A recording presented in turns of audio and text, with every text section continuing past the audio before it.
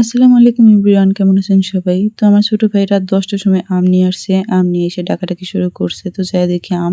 এই আমগুলোর নাম হচ্ছে হাড়িভাঙা আম। কি সুন্দর নাম, তাই না? আমের এত নাম, নামগুলো আমার মনেও থাকে না আর আমি জানিও না কোনটা কি আম। তো দেখেন আমি আম খাইতেছি আর এখানে আমি একটা আধা পাকা আম নিয়েছি আর ওরা সবাই পাকা আম খাইতেছে। তো আমার এখন আধা পাকা আম খেতে ইচ্ছে করছে আর এই আমগুলা কতগুলা পাকা ছিল আর কতগুলা আধা পাকা আর কিছু আম কাঁচা ছিল। দেখেন এই যে পাকা আম।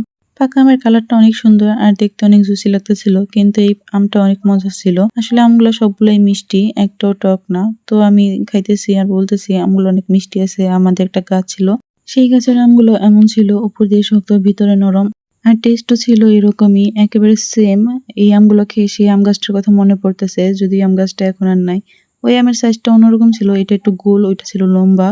তো কথা বলতে বলতে আমার আমটা অর্ধেক হয়ে গেছে আর আমার মতো এভাবে কে কে আম খান সেটাও বলবেন।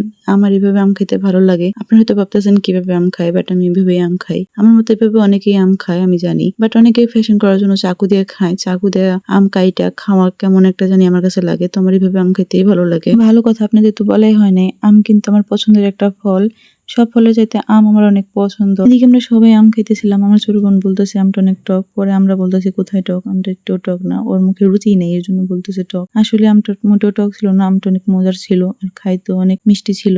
আমটা অনেক মিষ্টি ছিল সেটা তো বলতেই হবে, কিন্তু আমের নামটা শুনে আমার সত্যি অনেক হাসি পাইছে, হাড়িভাঙা আম। তারপর দেখেন আমটা আমি খাইতে খাইতে একেবারে খেয়ে ফেলছি আর আটিটাও একেবারে ভালো করে খেয়ে ফেলছি। আমার মতো কে কে আম পছন্দ করেন সবাই জানাবেন। সবাই ভালো থাকবেন। আল্লাহ হাফেজ।